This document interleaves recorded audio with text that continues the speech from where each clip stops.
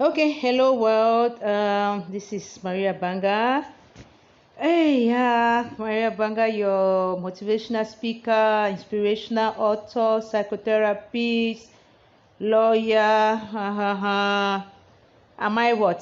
I don't even know how to define myself anymore. But well, so yes, I'm live from my own mother's house, and I just saw this book, and oh my goodness, I can't wait for her to finish and borrow it to me now. So I'm resting, I'm relaxing, as you can see. I'm just from eating and I'm tired. I wish I could just lie down while doing this. Okay, let me turn it to myself.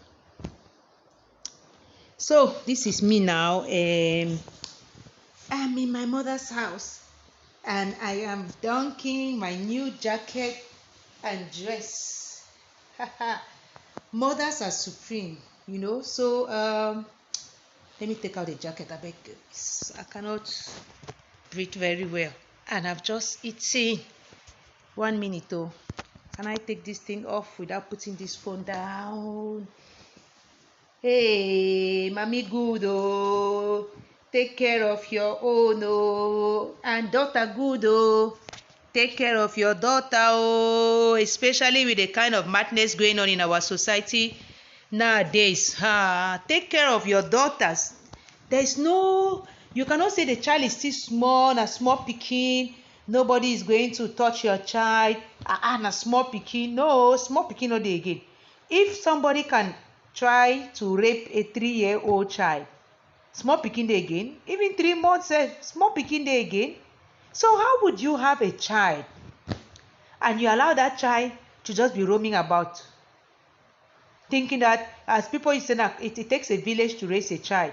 So you think that if that child goes from one door to the other, it's community child. You are seeing the kind of things that are happening now. We used to see those things or hear about them in different countries, in Nigeria, wherever. Now it's happening in Cameroon. They caught somebody in MUEA yesterday, or is it this morning even? Or it's yesterday, I don't know. That wanted to rape a 3-year-old. Not only rape, but his intention was to even kill and throw. Maybe it's for sex or for whatever, I don't care. But man, this is terrible. It reminds me of that 3-year-old child in Ebola. We did like this with that child. Seriously. Oh, Corona. I should have gone back there. That case should have come up again, because I want that guy to rot in jail, to stay there. But at the same time, who is to blame? Because there are times when something happens, we need to call a spade a spade. We need to look at it very squarely. If a 3-year-old, somebody can lure that child, say, I want to go and buy you puff puff, and that child will follow. That means that child was hungry, or that child knows that anybody can take them to go and buy them puff puff or bonbon, stuff like that. Did we not hear that people should stop offering things to people? My children know you don't take food, you don't take something from somebody like that. Not to talk of a small child. Somebody will say, come and go buy you puff puff. What rubbish is that? You should stay. Even me, I've tried to give something to some children in my neighborhood. Either their parents are there and are seeing and are taking, or they are not taking. Not to talk of follow you to go to the shop or to wherever. Look at that, what happened to that child. That thing is going to traumatize that child. Even if it does not affect her now, it will affect her when she grows up. My grandson Belle and I, she once invited me to one of their programs. It starts with me. And there was a woman there who testified. She is a teacher. She's a big woman. But she said that her uncle had attempted to rape her when she was 7 years old. And that thing messed her up. She could not even have a relationship now. Each of them, she was like, as long as you're not talking about touching me, that's fine. But once it gets to the touching me part, the relationship breaks down. How can we have a relationship without any touching? But it's because once this person wants to touch her, she's just seeing that uncle in her mind. Flashbacks, it comes, and then the reaction is there. So I'm just thinking about this small child's future. I'm not even thinking about now. Because at least for now, we'll say, oh, the man did not rape her, so there was no penetration, so there's no STDI risks, there's no AIDS risks, stuff like that. But there's coronavirus. I said, who knows what kind of victim? When you look at that video, you're like, What rubbish is this? And that child, it is going to stick in her brain what happened. It will come back later on. You may see an adolescent starts to act out anyhow, maybe frivolous or maybe reserved or something. You don't know that, yes, you can trace it right back to this attempted rape. And if the man was not caught, he would have raped that child and killed that child and thrown that child in the pit. Everything was already arranged like that. And then he's claiming whether he's 43, shame on him, 40 years older than a child. And then saying that she's the one who told him to remove his trouser, or she's the one who removed his trouser. Good afternoon, grandson. That she's the one who told him to remove his trouser, or she's the one who removed his trouser. Well, I mean, they interrogated him for 4 minutes. What are you interrogating that kind of person for 4 minutes to do? They caught him. So they either finish with him or they hand him over to the police. They're interrogating him for what now again? Can you imagine that? And the other day, it was Sunday, my grandson Belle, founder of the Association Network for Solidarity, Hope and Empowerment, she invited me on her platform. We were still talking about rape and incestuous relationships. We were talking in French, but we were mixing the thing up. So we will just continue talking and talking. But do we have to get to that point where a child is raped or there is an attempt before we even talk? That's why I laud her initiative to start this campaign, or to keep up with the campaign. It starts with me. And I'm preparing one to write books, children-friendly books, so that if you don't want to teach your child, at least buy a book and give to the child. The child is of reading age. Let the child just be reading and looking at it. Those are the kind of things we should put around children. Let them be seeing and thinking about it. Not putting novellas on or letting them roam around the whole neighborhood. You don't even know who they're playing with. That's not the first child, eh? I've worked with children, like over 30 of them. The smaller ones, the younger ones. Look, like even that small child in Bolova. Was it not because she was sleeping there with her grandmother in the parlor? Her mother was wherever, her father was wherever, and then this uncle, her auntie's boyfriend, he came and said, "Viens, je peux t'acheter le bonbon." It's the same thing as my grandson was saying, baiting. That is how they bait those children. Let me go and buy you bonbon. Let me go and buy you beignet. If a child is following for beignet and for bonbon, does it not mean that either the child doesn't know that they should not follow anybody for beignet or for bonbon, or the child is hungry? At least just tell the child. You must not tell the child that if you follow somebody, they can rape you. But tell the child, you don't follow nobody to go and buy you no bonbon or no beignet. If you love a child so much, you want to give that child bonbon or beignet, bring the bonbon and beignet to the child or to the house. What is it take the child? This whole rubbish, people will just be sending people's children anyhow to the store. I usually see it in my neighborhood. I'm like, you cannot even send Gabina. You will not even go. In short, it is so complex. And sometimes we can say, well, maybe women don't love small boys that way.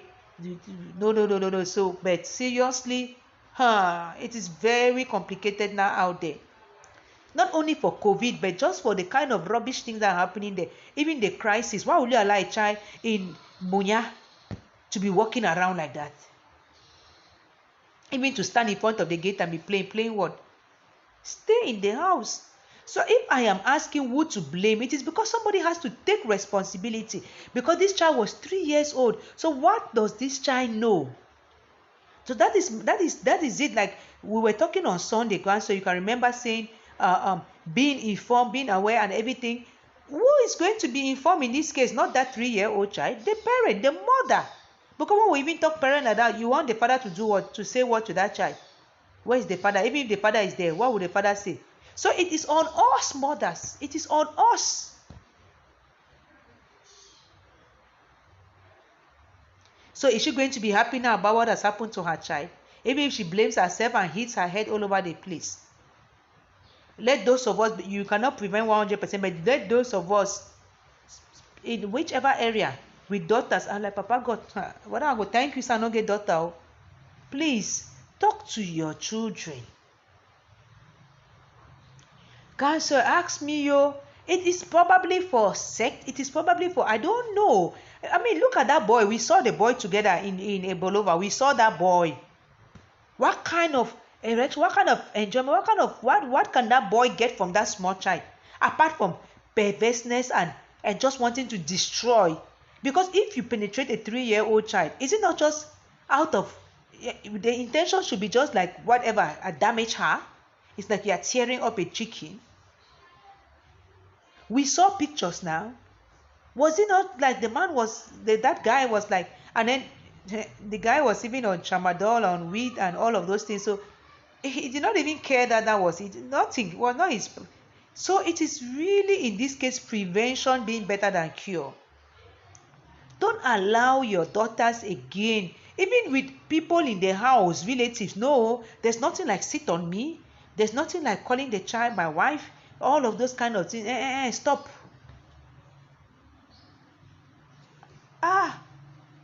Oh my goodness, look at how low we have stooped as a society. It is attempted murder. For me, it is attempted murder. Look, the law has so much lacune, and there are some families in their desperation are going to start saying, I'm going to fix them, as long as you can pay hospital bills and this and that and stuff like that. This is terrible. There is the crisis in MUEA, the no-so crisis and phone crisis. There is COVID pandemic that is breaking them down further, and then now this family again have to go through with this trauma. It pains me so much when I saw that video this morning. I was like, hey, seriously, me, the mother of that child, first of all, my head not correct. I would take a biggest plank and hit you right there on your penis. Hit you until I myself will bleed.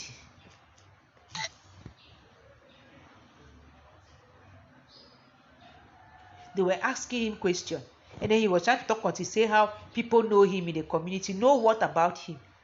Hey, terrible thing. Oh. And coming down to the second thing I want to talk about, sometimes some mothers are married, but their marriages are failing or are so unfulfilling. It just brings them so much frustration and depression and everything. So the time that they could spend nurturing their children, that they're trying to weather the storm in their marriage. And I'm speaking also from personal experience. There was a time when all I wanted to do was just come back home, do the barest minimum, and go into my room and cry and sleep and pray, then get up, go my spot, do autopilot. So the children could be going their own way. You don't know. You are so focused on salvaging that marriage. And of course, society doesn't help, because, well, you see, people are like bees. If somebody is divorcing, that person must have done something terrible. That person is a useless woman. That person is a this. That person is a that. You should go and hide your head, dig a sewer, enter inside. So there was this thing on social media. A South African lady had divorced, and she threw herself a party and wore the stash and whatsoever. And the debates left and right, center, forward. Oh, I'm like, if I even knew that style in those days. But I did not live with that mind frame of celebration. But now, that is why I'm celebrating my life right now. Do I look like somebody who is grieving? Grieving what? I'm the best I can be now for my children, for myself, for my children, and even for the community. I could not be doing what I'm doing today back then in 2008, 2007. No, I was on autopilot. I was just on survivor mode. Now I am on driving mode. I don't think it's right to even try to bring, I don't know, well, for those who are religious, but the Bible says God does not like whatever I'm like.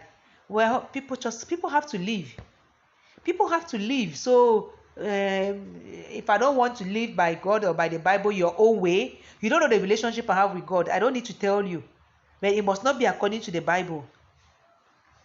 So if I am celebrating my life, if I'm living my best life, if I'm doing all kinds of things, should it matter whether I'm divorced? So no, don't be talking like that. Don't be showing off like that. Don't be standing like that. Why all that judgment? Why? than to stay in a marriage and be fumbling, like you see maybe in Jada Pinkett's own, that the ones who brought it to the red table. So I'll use that example all the time. Like in their own, having one entanglement over the other. Is that already a divorce? They said they were separated for 2 years. Were they not still in the same house? What kind of miserable life did they live for those 2 years? Even now, do you know the way they are living? So as long as people are in the same roof, that's fine. Whether they are going to have fire in that roof or not, to stay there.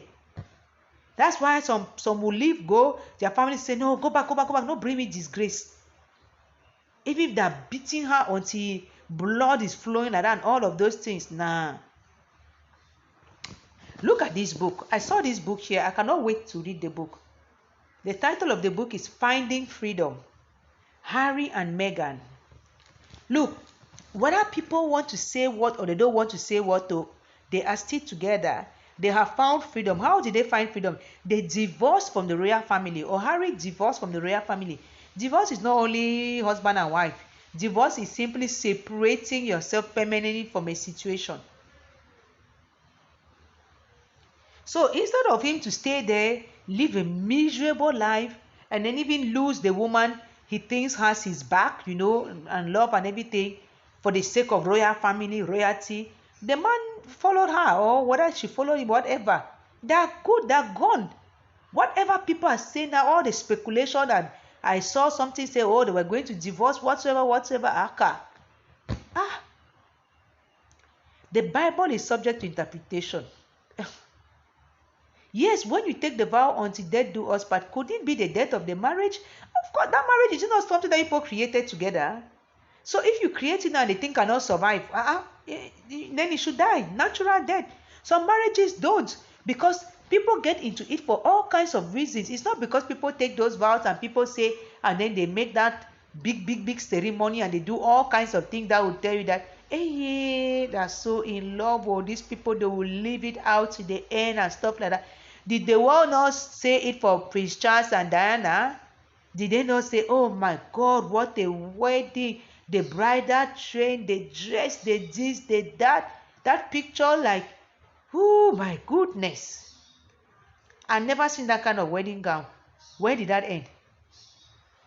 Should Diana have stayed there and become whatever, anorexic, bulimic, everything until death, so that people will say, oh yes, she really tried to save her marriage.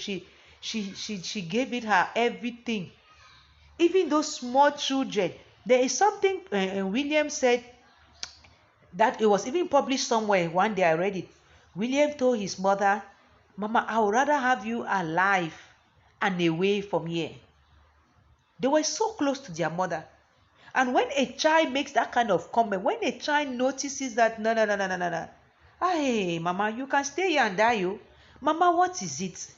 Every day they will come and ask you, Mama, c'est quoi? Mama, c'est comment? Mama, what is it? My son used to come and ask me that. Mama, what can I do to make you happy today? I wasn't on social media that much back at the time, so nobody could see that. That is what some people will say, I cannot believe that. Of course, you were not seeing me. That is it. When people don't see, people assume that it is all rosy, or you show them only what you want them to see. And then when it crashes, they're like, there was something going on before we did not know. But if people come and start telling you, I know the very ones who will start judging them and saying, you must bring all your team for social media. What you mean? You know, if you handle your business, blah, blah, blah, blah, blah. I will handle my own wherever I want, however I want, whenever I want. That is freedom. Finding freedom. Freedom to be you. Freedom to be happy. Freedom to live your life on your terms. Like some people said under that lady's post. Now you divorced now. Now you life now. Let her do it the way she wants. Celebrate the thing. Me, it is not only one day I will celebrate. Every day. Look at me, I've come. I've had a beautiful lunch with my mom. I've had my new dress. All of that. There's nobody calling me to ask me, where are you? Why are you? You have visited your mother? All of those things. Some people go through that. Is that normal? Why should you be in a relationship where it's like your head, your sanity is going? Somebody is monitoring you like with a remote control, wanting to supervise, check everything, control from From the time you wake up to the time you sleep, to how much you spend to buy a pant and all of those things, and who you send money to, blah, blah, blah, blah, blah, blah, blah. No respect. Like yesterday I was talking about this girl who paid her bride price and food the bill for her wedding, and somebody was like, yeah, when she does that, the man is going to respect her. Which man will respect a woman who pays their own bride price? Which man? Is that not already divorced from day one? You want to show me that you are man enough, you give me money to go and pay your bride price. The man already just understands that you are desperate now. So, okay, oh yeah, enter there, sit down there, take the madam title. That's enough for you. Let me continue my life out there. So, divorce is in several ways. And for me, it is okay. If you cannot, don't go and kill yourself in there. Live some kind of miserable life. Look at me at 41. I'm looking like when I was 20 or 26, and I'm feeling that way. But there was a time 15 years ago, I felt like, no, I have to die. This life wasn't worth it anymore. What are we talking about? What is mental health about? What is mental illness about? You are carrying all of the trauma to go to where with it. You stay in there, you are miserable. Every day you are praying. You start going from, I forgot to even mention, Mercy is in the church. So it even makes it worse because the man says that she's in the church. So if the man has to change, she has to leave that church. She has to stop crying as if she's crying out of fun. You can get depressed, but to get out of that depression is a whole other story. But to get depressed is not so difficult. To get out of it, you make like this. So he says, Mercy has to leave the church. Mercy has to stop crying every day. Mercy has to forgive him for those his children left and right and center. Mercy has to talk to her family to help him get a job. How many times Mercy had talked to the family? Each time they try, they set up something for him, he sabotages it. But now he still wants to put it on her. And she's just thinking that, might just try this one last time. Try. Me, I just talking on my own. Yeah, give me time. I'm free. I'm out here. I'm enjoying my life. I'll finish. Go. I'm making my program. And if you cannot keep up with my program and you cannot talk to me with respect, and we see how we can, treat each other with respect, my friend, get lost. What? So please, let me round this thing up. Let me lie down and rest. When you come to your mother's house, you want to make the most of it, right? And look, the pikin not the old for a mommy, and mommy not the old for a pikin, or mommy not the young for a pikin. So in short, I'm a baby. So let me enjoy. If you have the opportunity, your own is still alive, enjoy. Call, visit, even Babylock around. My dear, because the same way the Babylock is the same way Gabi too Babylock. So sometimes they deal with me. I'm telling you, I'm going to see my mother. I'm talking to my mother. I don't want me trouble. You put in that I don't have a mother. So why would you have a child and then you cannot even watch over that child until the child is following people for beignet or for bonbon? In short, okay, well, to those who have liberated themselves like myself, now ahead, whatever people are saying, whether they think that you did well, you did not do well, whether they think you should wear black clothes to mourn, like you mourn for when your partner dies, now you wear black or blue or white, whether they think that divorcees should wear black or blue or white, whether they think that you should not talk about it, you should not flaunt it, you should not show your curves, you should not go to Kibi, you should not go up, come down. I think I'll even form a club. Just like there's one for happy widows. Hey, Maria Banga. Me? Who won't try me now? No, man. So, you're supposed to just be watching. And if you're tired of watching, get out. Don't unfriend me or block. Pass and begin to go. Me, I don't have me time, I don't care whether it's 1 people who view or 10 people. I appreciate 1,000 or 100. My life goes on. Because the most important thing for me is to be good up here, so I can be better and best for my children, for my family, for my community. The best I can. The one I cannot. Okay, thank you so much, my big sisters, for joining.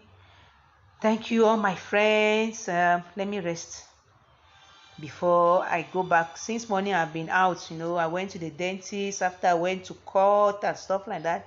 So of course, I came to see my mom, ate my good fufu and okra, drank my smoothie, time for resting now, and then by 2 o'clock maybe I should be going back. God bless us all.